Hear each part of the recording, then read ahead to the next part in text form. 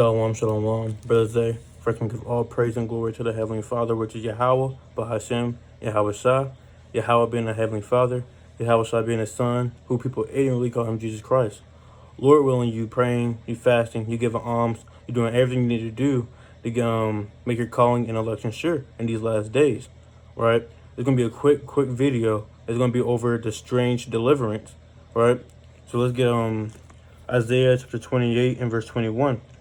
For the Lord shall rise up as in Mount Perazim, he shall be wroth as in the valley of Gibeon, that he may do his work, his strange work, and bring to pass his act, his strange act. So what's that strange work? What's that strange act, right? When he returns with thousands times 1,000 chariots, what is that? That's the strange work. That's the strange act. Because it's going to be kind of weird. It's going to be kind of strange to us because we're only humans. We don't know about those things. Well, we know about it, but we never seen it happen. No one ever seen the children of Israel, the so-called Negroes, so-called niggers, the nobodies, the wetbacks, the spits, right? The low life. No one gonna really be thinking about them getting beamed up into a gold decked out chariot, man. Right? No one's gonna be thinking about that. That's a strange work. No one even really seen us a chariot, so-called UFO. That's a strange work, man. Right? A strange work is bringing the Israelites out of captivity, man. Right? So let's get Micah chapter 4 and verse 10. And it reads, be in pain and labor to bring forth, O daughter of Zion, and like a woman in travail. And daughter of Zion, is talking about Israel. All right, you can read that in Jeremiah 6 and verse 2 as well. O daughter of Zion, like a woman in travail, for now shalt thou go forth out of the city, and thou shalt dwell in the field, and thou shalt go even to Babylon. There shalt thou be delivered. And see, you're going to be delivered from Babylon. Not all Israelites in Babylon. So don't get carnal, right? But majority of the Israelites, the so-called blacks, Hispanics, and Native Americans, is in Babylon. Babylon the Great, which is America, right?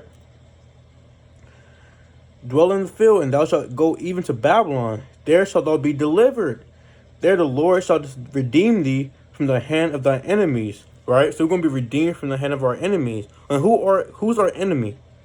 Hey, it's chiefly the so-called white man, Esau, and the other nations as well. And you can read the who's our enemies in Psalms chapter 83, right? So those are our enemies. We're going to be redeemed from this captivity and redeemed from our enemies with that strange act. And again, that strange act is these 1,000 times 1,000. You can't even number the chariots covering the whole sky, beaming up the so-called Negroes, the Israelites, people that been having their backs beat in, pants sagging, the people who getting put to death for preaching His word, right? Those who are going to be getting beamed up, man.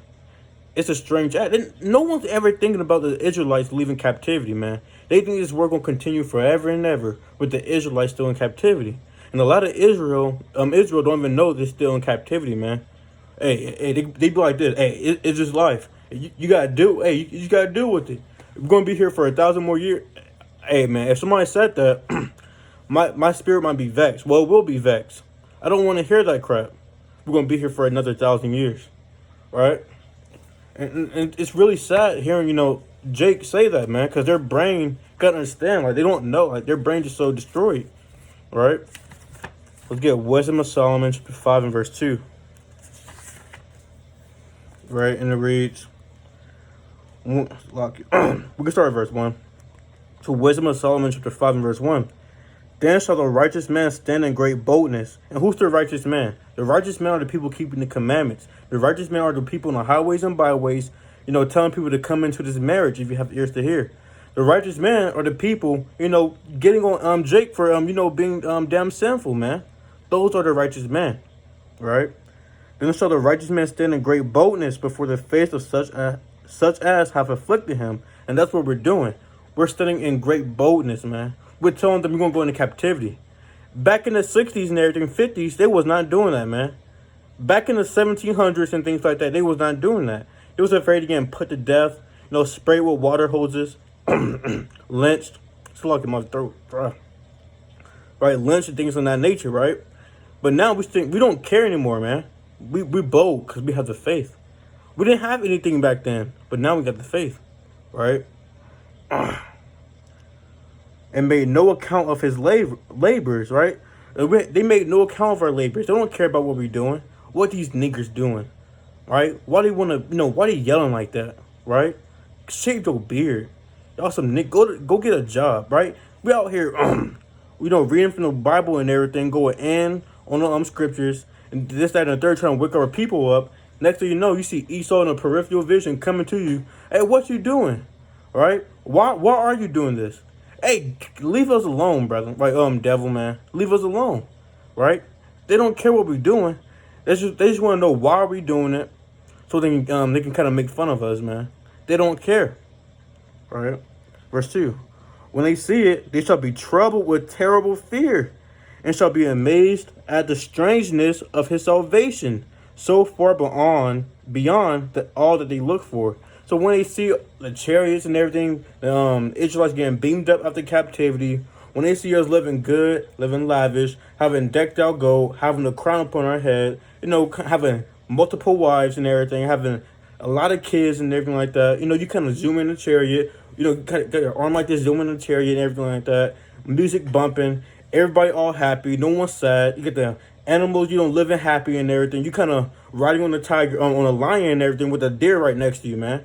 Right? You got the slave, everything's good, man. Everything's in order, man. And they're going to be like, I wish we had this. I wish we had, street decked out with gold. I wish we had all of this. Hey, it's going to be beyond what they look for, right? You think Babylon the Great, when you go to these big cities, you think it's something. You go to California, oh my gosh, blah, blah, blah. You go to Las Vegas, oh my gosh, blah, blah, blah. You go to New York, oh my gosh, blah, blah, blah.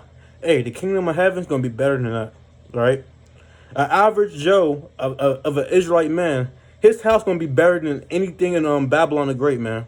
Right? It's going to be better, period. Decked out in gold, man. Right? You just got to imagine these things. You can't even imagine it. I forgot what, I didn't even remember that precept. Eyes have not seen and ears have not heard what the Lord has prepared for us. Paraphrasing, man. Right? You can't even imagine. Even Paul said there's no words he can say or utter what he's seen right up there, man. You can't. There's no words on the carnally that you can utter. So you just gotta think about that. You gotta strive for that, man. Right? So lucky. Is that more? Is there more in here? So we can keep going, right? Verse 3. And they repenting and groaning for anguish of spirit, shall they say within themselves, this was he whom we had sometimes in division, in a proverb of reproach. We fools accounted his life madness, and his end to be without honor. Right? Right. So they thought our end's gonna be without honor. We're just gonna die as a slave, right? And that's it, right? They had, let's keep going. Verse 5. How is he numbered among the children of God, and his lot is among the saints?